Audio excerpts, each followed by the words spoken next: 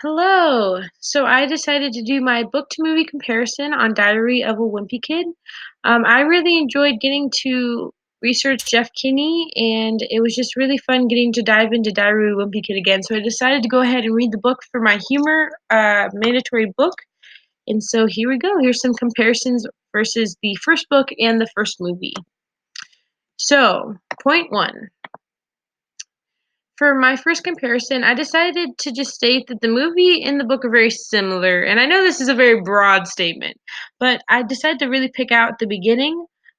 In the movie, they definitely took the first few minutes for liberty and just kind of made it funny with Roger picking on Greg. But uh, after about a few more minutes, they have the character for Greg basically read the beginning parts of the book verbatim.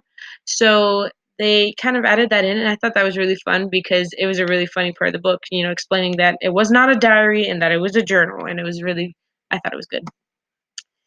And then for point two, it's a contrast, and it was about the cheese touch. Now, in the book, I thought that the student purposely touched the cheese and that there was a way to avoid the cheese touch.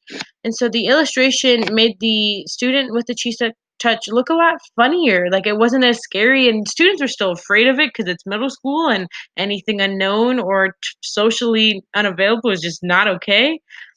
Uh, but I thought it was pretty funny, whereas in the movie, it seemed far more dramatic. This kid accidentally touched the cheese. He tried to deny it, and then he basically is exiled until he can pass it on. Until eventually, it gets to a transfer student from Germany, and he takes it back to Germany with him. So it was just really rough. But I mean, it's still a fun illustration of it. A lot more dramatic. I understand that's kind of how Hollywood works sometimes. For point three, I decided to note Safety Patrol. So, Safety Patrol was a thing that Greg and Rowley decided to join together to kind of get a better social standing, and the movie made it look really disappointing. It made it look like they were babysitting kindergartners, like they didn't have any extra privileges, and that it was just really boring. But in the book, it was like actually really fun, and they got extra privileges. They could do hot chocolate in the morning, and it was just a good time. And it just was disappointing to see that not be portrayed in the movie.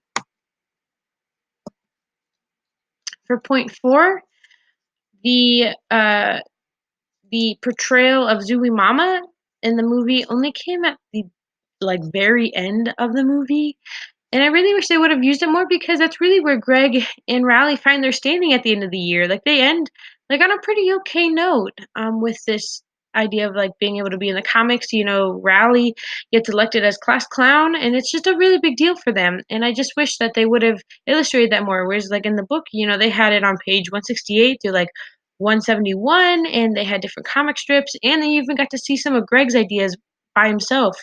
And it was just kind of how they could really explain and like articulate some of the funny things that they saw all day. And so I just was sad that they didn't really add that into the movie. And then finally for point five, the eating of the cheese. So I think that in both versions, Riley was still forced to eat the cheese, but I really liked I think actually this is the one thing that I actually really liked Greg's reaction in the movie more than the book. The book made him sound like a middle schooler, It made him sound like, he was almost forced to eat the cheese, and then he told them that he was lactose intolerant and they didn't force him to.